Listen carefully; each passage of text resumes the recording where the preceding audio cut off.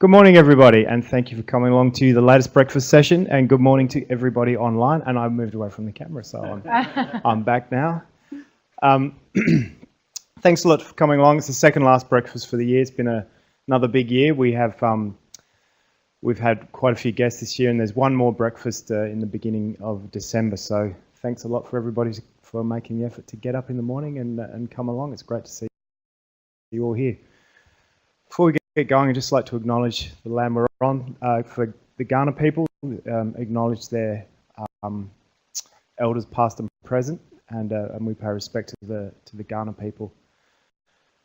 And we're really happy this morning to welcome a visitor from University of Michigan, Nia Dowell. And she's come all the way to do some work with us, and she's taken the time to give us a presentation this morning, The Many Faces of Social Identity, Detecting Emergent Roles in Online Interactions with Group Communication Analysis. So I'll hand over to Nia. Thank you. Okay, thank you. Can you guys hear me? Okay. I'm very excited to be back in Australia. This is my second visit here, and the opportunity to tell you about some of my recent research on group communication analysis, which is a methodology I developed, and also emergent roles. So I think it's over like the past, I'm moving around. The past year and a half or so, I have been increasingly fascinated by this concept of roles. And this is because whenever we interact with other individuals, we do so in a way that is both enabled and constrained by the context, the situational context that we're in, our collaborative partners, and the history that we have with them, and then also the attributes that we bring to the table. And this is quite important for the outcomes of our social interactions. And because of that, I view roles as a fundamental construct in understanding human sociocognitive behavior. So if you think about, for instance, your everyday interactions, you can see that there are many faces to your social identity. You might take on one role when you're in a professional setting, perhaps giving a presentation like I am right now, or just discussing potential lines of collaboration with your colleagues. And that role might not look anything like the one that you might take on in another formal setting, or when you're with your friends and your families. And this is all to say that even throughout a single day, we shift and we take on different roles, and these roles have important consequences, as we'll see, for the outcomes of our interactions. Now, roles are not a new construct. They've been explored across a number of different disciplines, including psychology, sociology, education, and to understand different group interaction, styles of group interaction, and also group processes like group cognition. But today I'm going to be focusing on the emergent roles that occur in collaborative learning and problem-solving interactions. So within that literature, there are two prominent perspectives on roles. The first is this idea of assigned roles, or also called scripted roles. And in this context, a person is assigned a particular role and then performs the behaviors associated with that role. So in the computer-mediated collaborative learning literature, this has actually been shown to be very beneficial for student learning and group performance, facilitating things like group cohesion, group discussion, and rapport. But there are a number of concerns that I have personally with it, and that have been listed also in the literature. And the first being the idea of dysfunctional group roles. So dysfunctional group roles. So obviously, when a researcher or a teacher assigns a student a particular role, they're assigning roles that they think will be beneficial for the group and beneficial for learning. And in doing so, they're completely ignoring the roles that actually exist in everyday interactions, the roles that we experience when we are collaborating with individuals. So for instance, the bad apple phenomena. So within that literature, we know very little about the impacts of these dysfunctional roles on individual student learning as well as group performance. And the second one begs the question of like, what are we actually capturing with this assigned role literature? That's to say that just because I tell you to play a particular role within a group does not actually mean you're going to adhere to that role. And so it begs the question, are we actually measuring roles as enacted or roles as intended? And then finally, and perhaps most importantly, the assignment of roles completely disregards the dynamic and interactive way in which roles are negotiated among interactional partners over time in the interaction. And so because of this, a number of researchers and myself have been interested in emergent roles. So unlike assigned roles, emergent roles develop naturally without any prior instruction. And they're defined by their behavioral proximity, similarities, and differences to their interactional partners. And also feel free to stop me if you have questions at any point during, oh. Yes, yes, yeah. So for instance, in the assigned role literature, a teacher might assign a leader to the group, a summarizer, a task leader, a topic manager, and so forth. Yeah. And then emergent roles, that varies by discipline, but it's really more defined by the socio-cognitive processes that take place within the interaction and their similarities and differences to their partners. Yeah. Okay. Right. So in the effort of detecting these emergent roles, researchers have tried two primary ways. The main way that has been implemented is using manual content analysis. So in this context, a researcher would go through and code the discourse of individuals, the transcripts of individuals that have interacted in groups according to some scheme. And Strauss and Delott in 2010 actually provided a wonderful conceptual model of this. It actually was some of the motivation of my current research using manual content analysis approach. And so they provided a rather simple model along two dimensions. So they said roles are defined in terms of effort, where you have high and low effort. How much, for instance, like how much a student is participating within the group. And then the second dimension is their orientation. Are they more self-motivated and oriented towards their own goals, or are they invested in the collaborative climate of the group? This is obviously a very simple model, so while it served as inspiration for me, I've expanded upon it a great deal.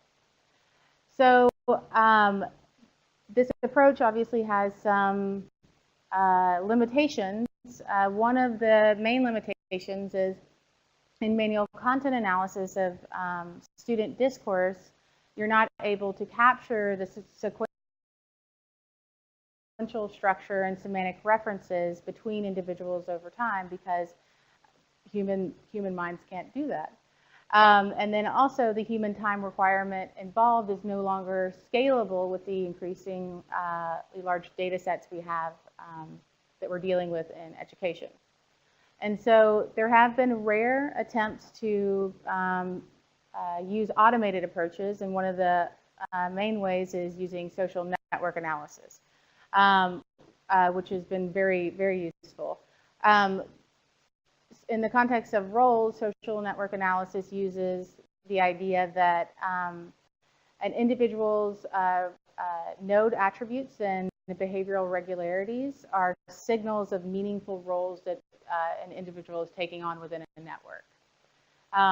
It obviously addresses some of the limitations of manual content analysis in that it removes the human time requirement and the inherent subjectivity issues with manual content analysis, but it also has its own concerns in that these are just providing strictly structural measures, and so we're not actually able to capture the socio-cognitive processes that reside in the discourse between individuals over time.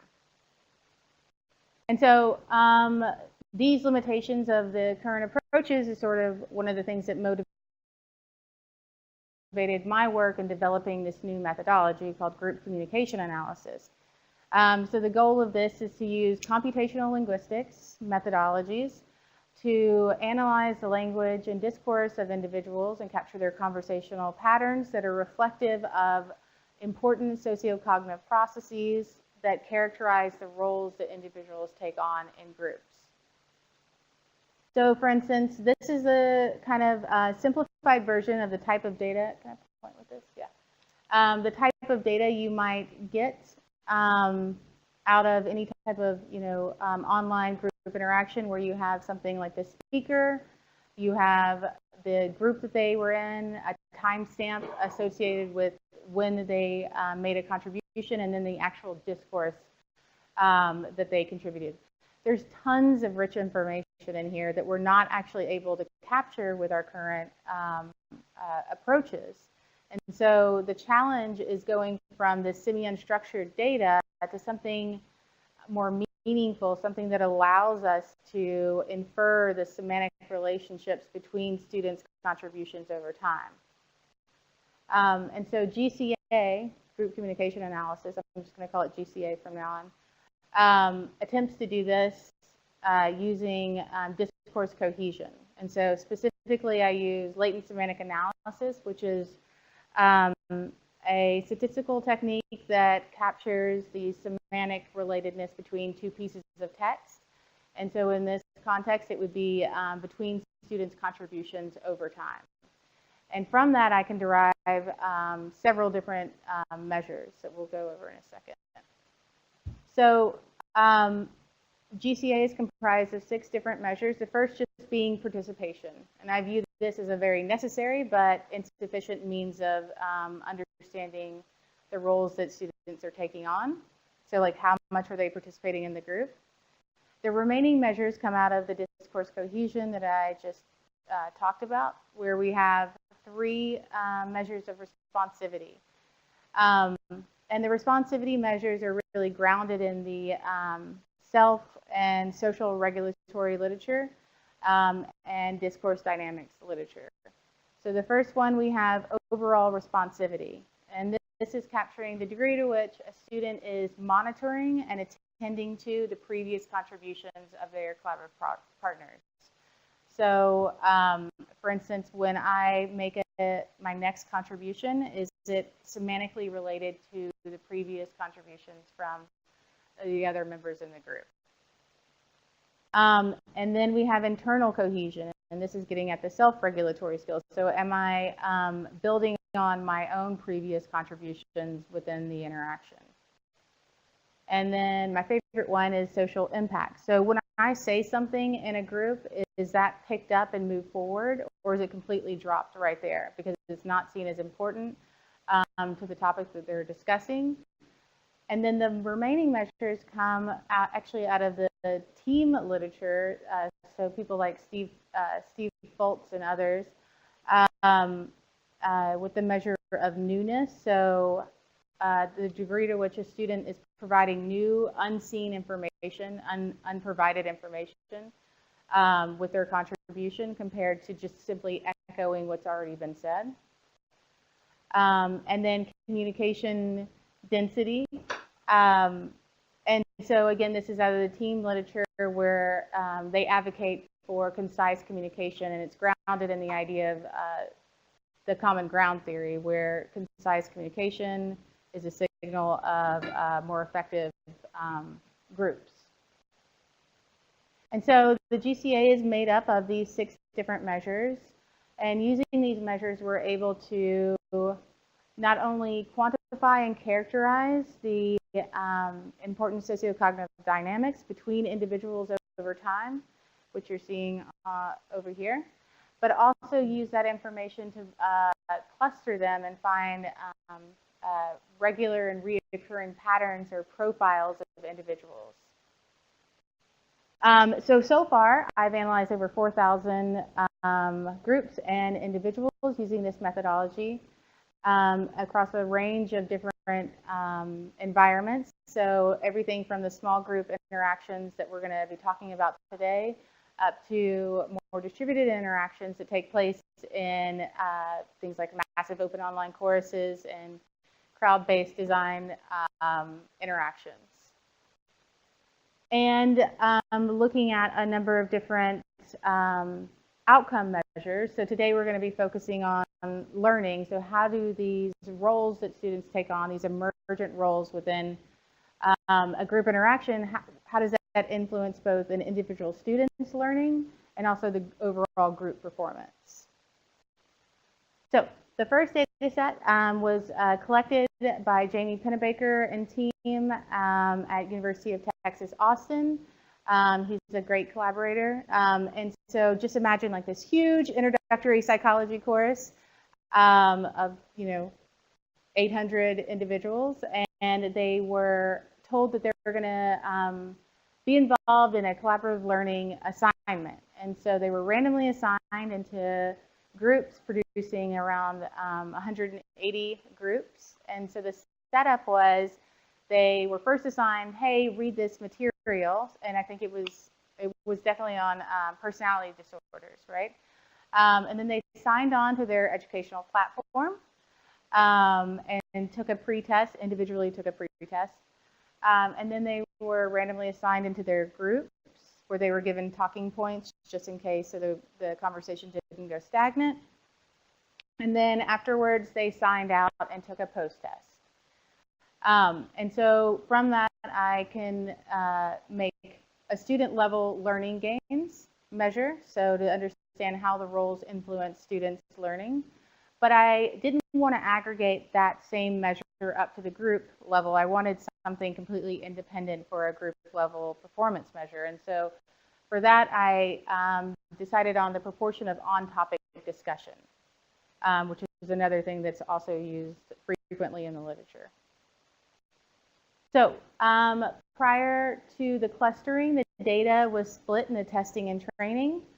And I checked for collinearity and multicollinearity, and also checked for cluster tendency, because when you're applying unsupervised machine learning techniques, if you give it data, it will cluster it. But the problem with that is that you need to check whether or not your data even has inherent clusters. And so this data exhibited that. It was further evaluated using both internal stability and external validation, as well as theoretical justification when comparing a 4-cluster model to a 6-cluster model. And the 6-cluster model performed the best across all of these measures. So what did we find? So first, what you're looking at here is the centroids and along the 6 GCA measures. And the roles that came out, so the first one was this person I'm calling the overrider. We've all collaborated probably with this person. They're participating a lot, but they're not very responsive to their collaborative peers, nor is what they're saying seen as important by their social impact score. It's not moving the conversation forward. They do have moderate levels of internal cohesion and moderate levels, once you'll see when it's compared with others, of newness and communication density. But overall, these people are just talking a lot, and it's not meaningful for the collaboration. The second cluster that came out, I call it the driver, and this is sort of your ideal interactional partner. They're participating a lot. They're responding and monitoring and attending to their collaborative peers. They're also doing self-monitoring with their internal cohesion, building on their own previous contributions, and contributing information that's seen as important by their social impact.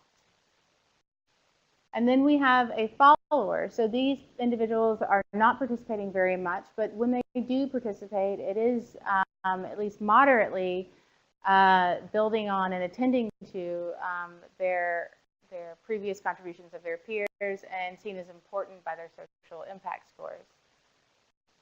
And then finally, we have the lovely lurker that we are all so familiar with. And it, obviously, these individuals are low on everything, but an important thing to mention here with this particular GCA methodology is I labeled this a lurker rather than a ghost, and I know there's some debate in the literature on this, but an actual ghost can't be captured currently with this methodology because if they didn't say anything, they wouldn't be in the data set.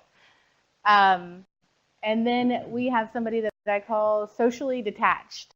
And that's a nice term, but these people are, they have a little bit below average participation, but they're basically just talking to themselves, as seen by their internal cohesion.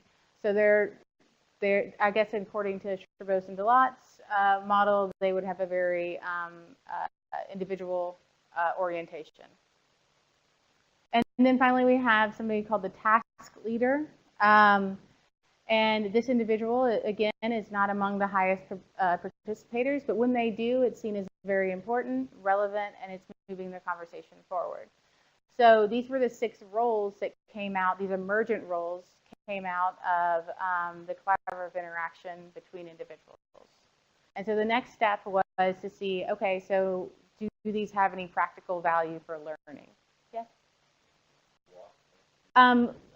Sure. It's not necessarily a histogram, but so for instance, if you look at, so the 6 GCA measures are along the bottom.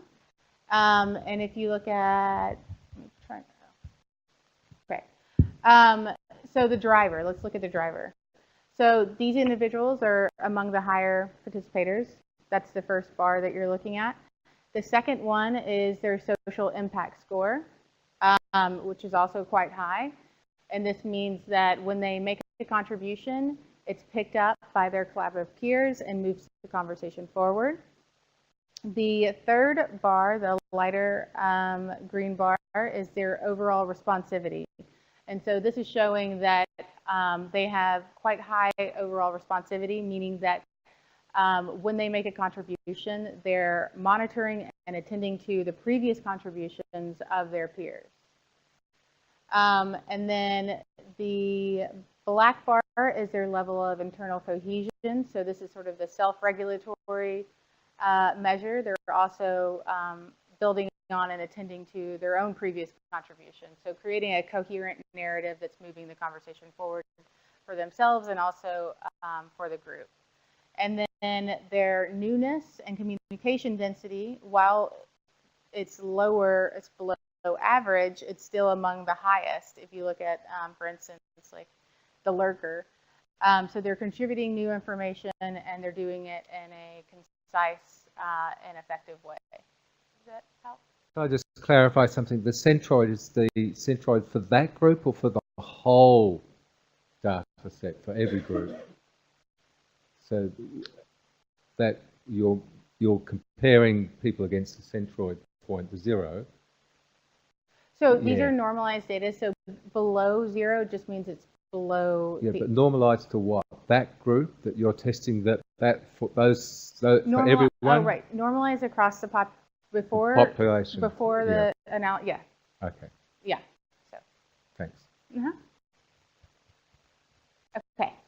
So, like I was saying, the next step is to see whether or not this has practical value for learning.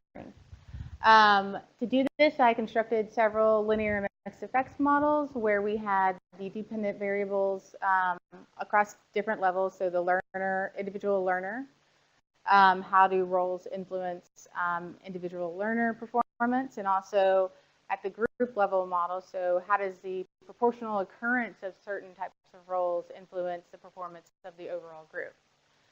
And then I also constructed null models in order to see whether or not these the roles explain more variance than can be attributed to individual differences in group and individual students and group characteristics.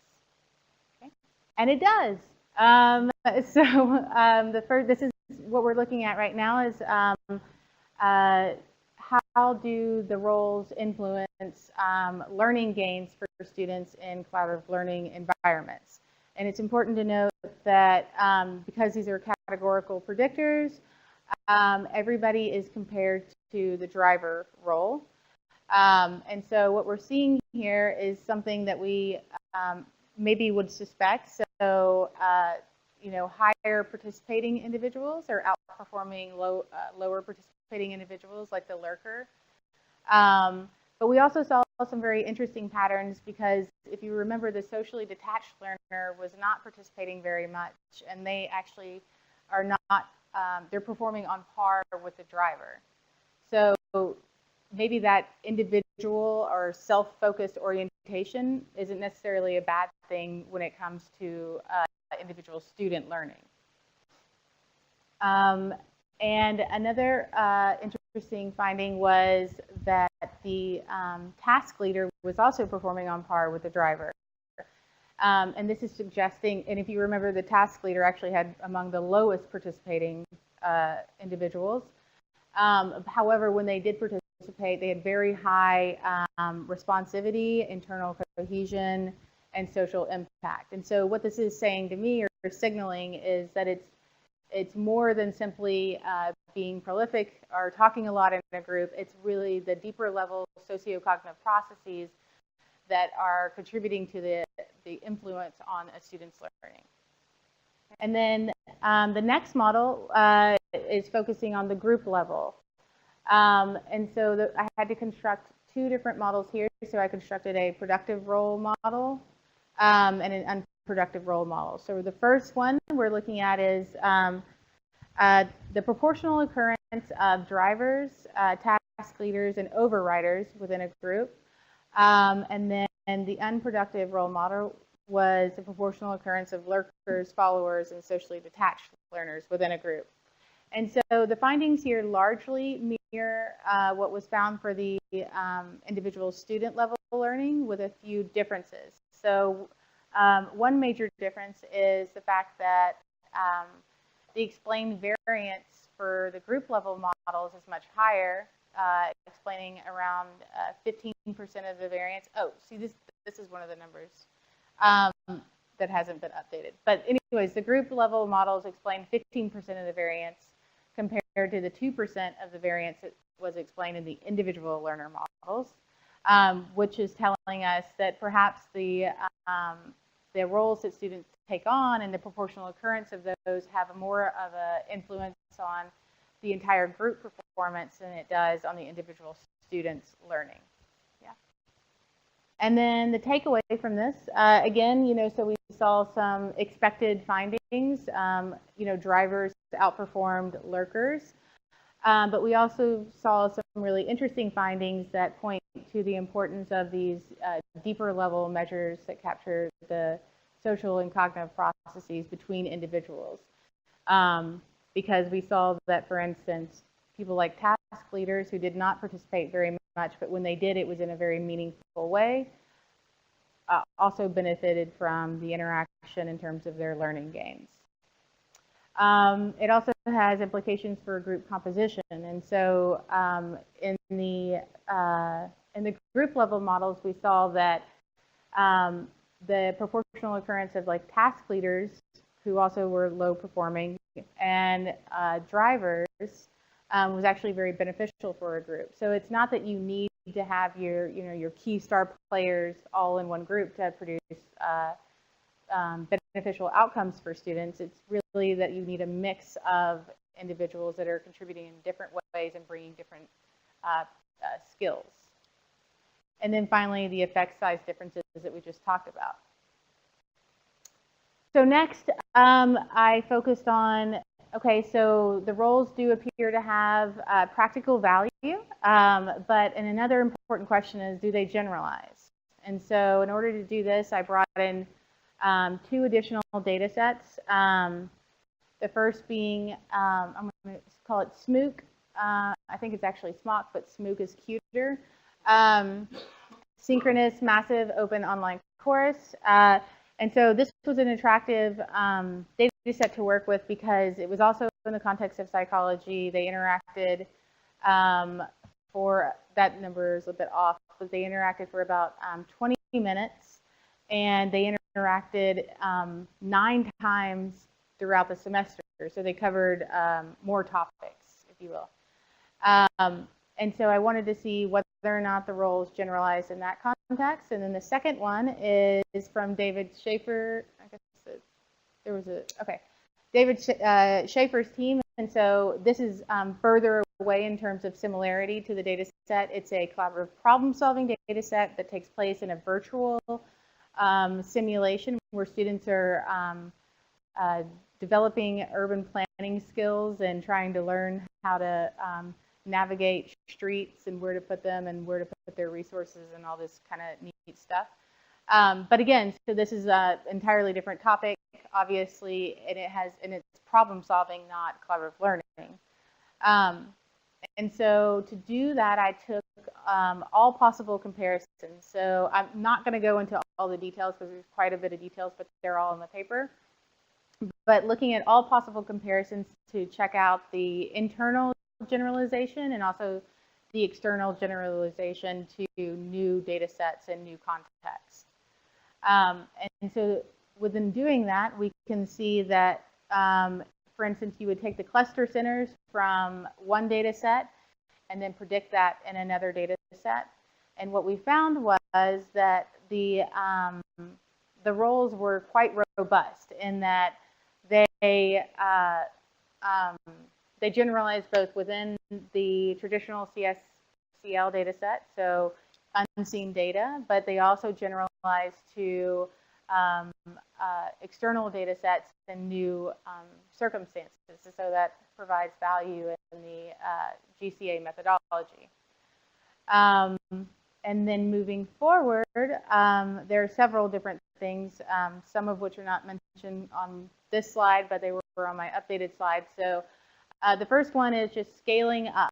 I want to scale this up because I think that there's a lot of value in providing, well, first of all, just being able to analyze larger data sets, but also providing real-time analyses. So you can imagine a situation where you can automatically monitor your students as they're interacting in these environments and then prompt them or provide some type of scaffolding to help them develop these effective interpersonal skills that are needed and actually rarely taught. We always focus on the traditional skills or traditional learning and cognitive focus. And then also the temporal dynamics. So the GCA methodology allows us to do these these micro analyses, and it's possible that individuals shift roles even within a single interaction. And right now I'm aggregating up to, because these were 20-minute interactions, I aggregated up to the student level, but there's tons of problem-solving interactions that take place over longer periods of time, a couple of hours or even weeks. And it would be really interesting to understand the dynamics and the switches between roles and how that influences the outcomes of the group in terms of like creativity. And then a missing component in the GCA methodology right now is affect. So the 6 different measures that it provides are really tackling the social processes and the cognitive processes. But in my own previous research and tons of other researchers, we know that affect is extremely important in the context of learning. And I want to derive affective measures that allow us to capture, for instance, when a student is frustrated in a group, you can imagine like an affective social impact measure. How does that flow throughout the group, and how does that ultimately impact the outcome of the group? Something not mentioned here, but another theme of research that I'm working on is focusing on inclusivity and equality in group interactions. So I've been collaborating with a number of researchers in the engineering department at the University of Michigan to understand how do we help facilitate inclusivity in these really gender-based STEM and engineering interactions where there's tons of problem solving, not only in their classrooms, but also ultimately in their careers.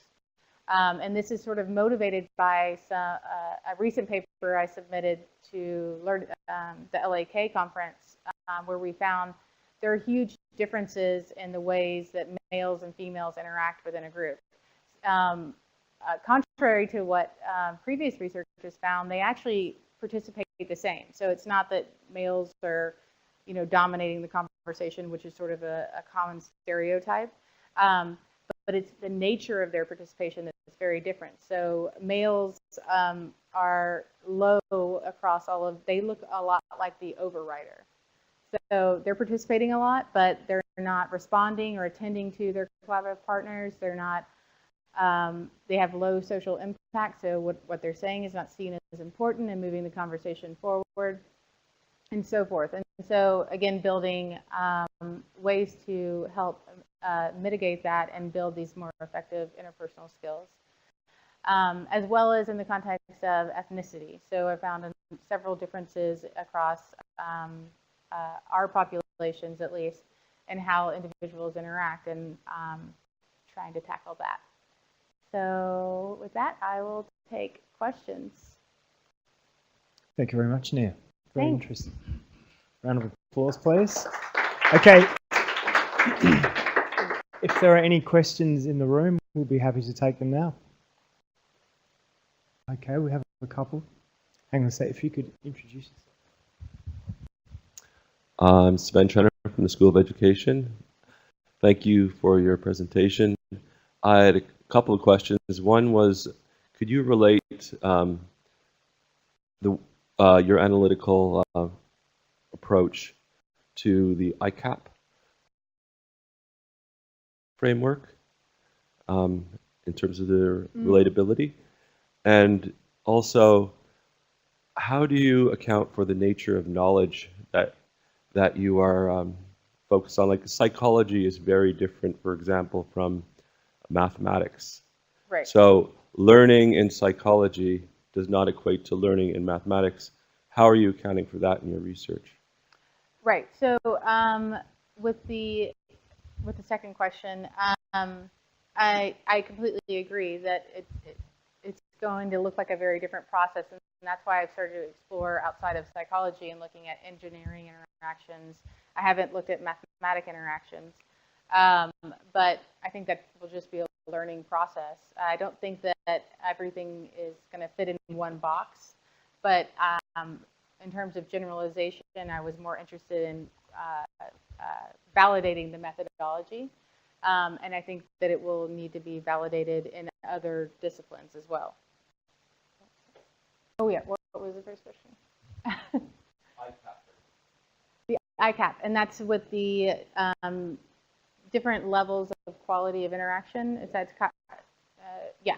So I think that there's a lot of overlap there. I haven't incorporated it much into this paper, but I do see it as very relevant.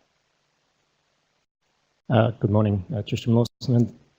Firstly, thank you for the talk. I found it really interesting, and I'm still just trying to mull over in my head exactly what's going on. But from what I gathered, you've managed to sample data from learning games, online learning games. The discourse is drawn Yes. from online learning games. And then you've got a 6-factor clustering with machine learning. Is that a natural language processing algorithm or something you're using to work out the utterances and sentence structures and things to work out the roles? Is that how? So the group communication analysis is the, I guess, the methodology. It is the methodology that I'm using, and then the clusters is a separate. It's just a statistical technique that's used to identify patterns and profiles or similar groups within data. So the coding, so I use computational linguistics is the foundation, methodologies is the foundation of the group communication analysis, and that's how I derive the 6 different measures. And then from the 6 different measures there, I put them through cluster analysis, which then identifies the roles. Does that make sense? So yeah, cluster analysis is an unsupervised machine learning technique. Yeah. Okay, we have a question online from Peter Balan. The challenge for us is to support online teamwork. Are there aspects of Nia's work that we can use easily to address this challenge? One more time. Okay, it starts with a statement. The challenge for us is to support online teamwork. The question is, are there aspects of Nia's work that we can use to address this challenge? Most definitely. So, I mean, I've tried to hint at that quite a bit. The idea, what I see going forward with the group communication analysis is the ability to analyze that, because right now I can only do it post-hoc. But if you're already have data sets or students that are interacting online, then we could easily, if we can get a more robust version of the group communication analysis, you could analyze that automatically and provide feedback both to the students and the teachers in terms of perhaps like dashboards, or there are several possibilities to help facilitate their interactions and make them just more aware of how they're communicating. Thanks, Nia. What percentage of students are lurkers? What percentage? In this data set, I don't know, it was, I think around, it wasn't like super high. It was like maybe 20. And what are your thoughts on how do you make lurkers become leaders? Right, and so, I mean, so I think that would just be personalized prompts, perhaps. And it's also, some people, this is why I want to get into the temporal analysis. So it's possible that we all go, when we join a new interaction, we're all kind of, I lurk at first because I'm gauging what's going on in the group and the dynamics of the group, and then I start to participate. And so those temporal dynamics I mentioned a minute ago would allow us to sort of understand the benefits, like unproductive and productive lurking, right? So some people need productive lurking is I'm just getting a lay of the land, and then I'm going to start participating. Unproductive is a student that just simply provides very minimal input and that never changes from being a lurker. Thanks. Okay, there's a question online from Abelardo. Can you elaborate a bit more on the possibilities of prompts and scaffolding of group discussions? Do you envision framing and promoting some sort of group collaboration literacy skills? Yes, I do. So I think those are still in the actual way I would do that is still very early on in my thoughts, but I imagine even at a basic level that we could, if we can do real-time analysis, we can say, for instance, hey Bob, you didn't really follow up on George's comment. You might want to elaborate on his mention of, the theory of self-regulation, and maybe elaborate on that a bit more. And so that would be an attempt to get a student to be more responsive to their collaborative partners. I can also imagine, like I mentioned a minute ago, dashboards. So maybe it's just like for each one of the 6 measures, a student can see as they're interacting, how responsive are they being, how much internal cohesion do they have, how much new information, and that could be a simple, just like barometer style. But that's not actually my area of expertise, so I plan on getting collaborators in that area to help me choose the most effective ways to deliver that information. Hello, I'd like to ask a stupid question. No stupid questions. I'm a very pragmatic sort of person, so my question goes something along these lines. I'm trying to teach a subject, let's say it's psychology for the heck of it. How do you see this research as assisting my role without taking up too much of my teaching time? Have you monitored any outcomes using your research in this regard? Because clearly the teaching of my subject plus your approach, which is valuable, how do you see the two coming together, or is it an additional overhead?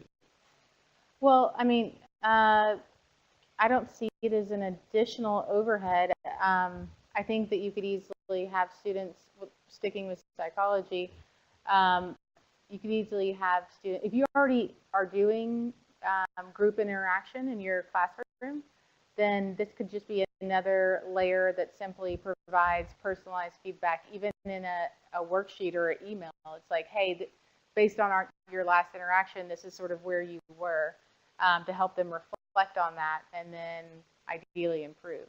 So I don't see a lot of overhead for the teacher, at least. Does that help answer your question? Right, but if we can, but this is an automated process, so it could produce automated reports for each student that you just provide or email to them. Sorry, how is it? I broke the rules then by not asking. But it's not automated in the classroom.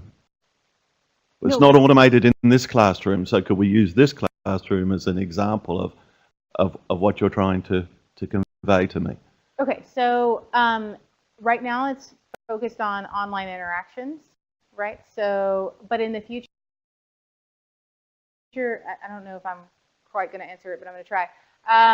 In the future, I imagine there's tons of systems like echo systems and other voice recognition systems that have come a long way in analyzing discourse. And so we could definitely combine the two, the GCA methodology and with the in-class discussion discourse capture systems and do something similar. Does that answer?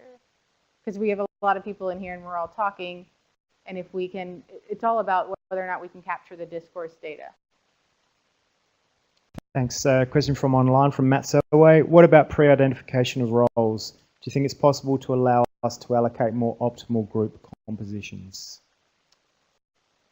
So I mentioned optimal group compositions slightly in passing because I think it's just, at this point, it's just noticing that it's not that you need all of these high-performing students or high-engaging students. But in terms of optimal group composition later on, I think it would be more, we would have to know more about like how individuals shift within an interaction, and that would provide more information about really what is an optimal group composition.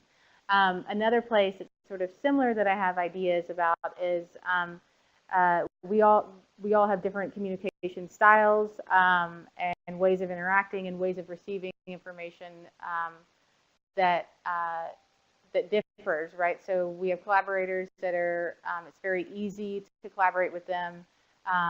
You don't have to explain a lot, and then other ones that it's really difficult because you're operating at different levels. And so using the GCA, you can sort of understand and pair people together that you know would most likely interact well and smoothly and therefore benefit the most from that. Nia, two questions. One, when will you have a robust tool that you'll be able to license so that we can all use it? Mm-hmm. And secondly, many of us are feebly trying to assess online interactions. Do you think this will ever feed into assessment? Oh, I hope so. For the second one, in terms of assessment, so this is like interpersonal skills are necessary, not to throw this, jargon around, but 21st century skills like collaboration, communication. That is where we are now, and students need these skills, and they're not being taught them. And so, I think this is definitely possibilities for assessment. And your first question about would it be available? I'm very glad that you're interested in that.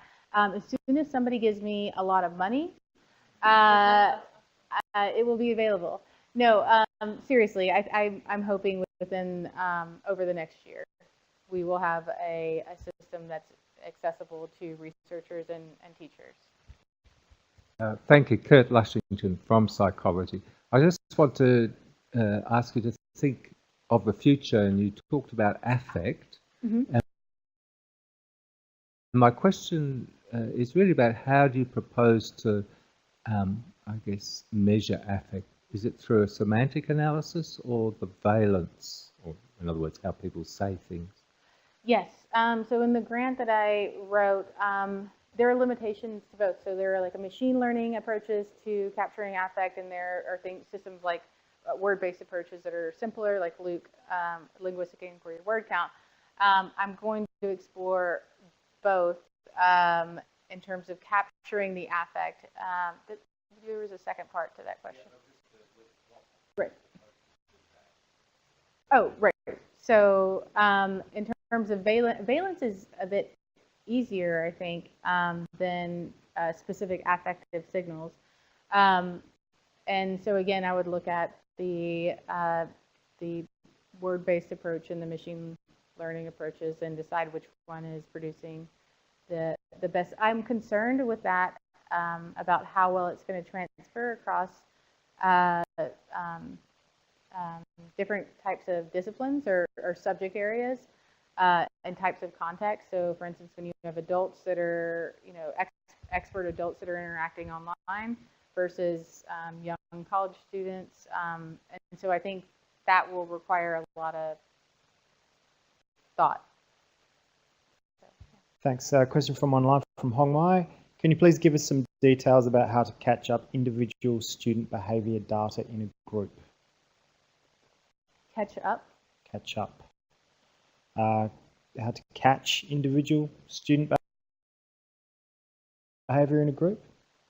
Sorry, Hong Mai, if you can hear me, maybe you could clarify that question. She's typing. Is there any questions in the room while we're waiting for this question to appear? Hang on. You upset me, Stuart. You upset me. Just the work that Srečko Vida and Dragan have done around cognitive presence. Do you want to sort of elaborate on how some of your work might start to combine with that? Like Dragan's early work on cognitive presence discussion forums, and it seemed to align with your task leadership aspects. Yes. I'd like to combine with one of the. I think I actually have a paper with you and Vida and Srečko on this. But I think it would be really interesting to sort of see how the processes involved in the collaborative development model, inquiry model, align with the GCA, because I think that would provide a lot of additional insight. So for instance, like going through those different phases of like triggering and the other ones that I'm forgetting right now, and sort of seeing how different maybe clusters of individuals or maybe focus or excel in certain areas, and how that differs across the roles. I definitely see a connection now. Thanks. Okay, we've got some clarification now. Can you please give us some details about how to collect student data in a class environment? Oh, there's a lot in a classroom environment. That's an emerging area that I'm fascinated by, but I don't have any definitive answers for that. Like I mentioned earlier, we have wonderful advances with systems like Echo that can easily that are becoming cheaper every day and can be implemented into classrooms and capture classroom data. But I haven't actually done that myself.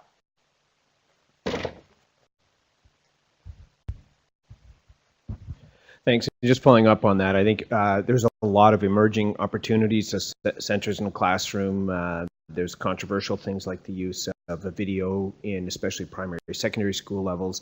I think we've had some interest in the past around wearables as well to get at psychophysiological data and so on. So I think basically anything that has a digital capability to it, which could be eye tracking, monitoring, it could be just recording of social conversations in groups and so on.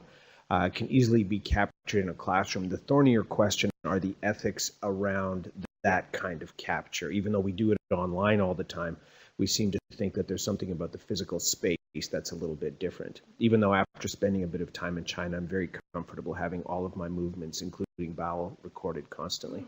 Just Thank FYI. you, Yes, you're welcome. I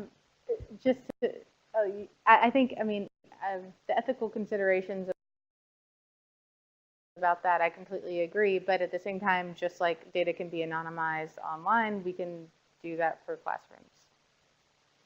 Just in the context of UniSA, there's also Simon Leonard runs the In School of Education, has the Samsung Smart School, which would be, so if people are interested in doing research in that space, and also after doing a tour of the sleep lab, which is very impressive, very drowsy, probably a combination of the two would be an interesting space as well around group dynamics. Right. So I think that's an area well worth investigation, and that's currently at UniSA and available. So I imagine Kurt's saying for $50 a night, you can actually stay in a sleep centre. It's well worth the experience. Okay, thanks. If there are no more questions in the room, we'll have a big round of applause for Nia for a fantastic presentation. Very enjoyable, fascinating presentation. Thank you very much for coming to visit us. For having me. And thanks very much for everybody who joined us online.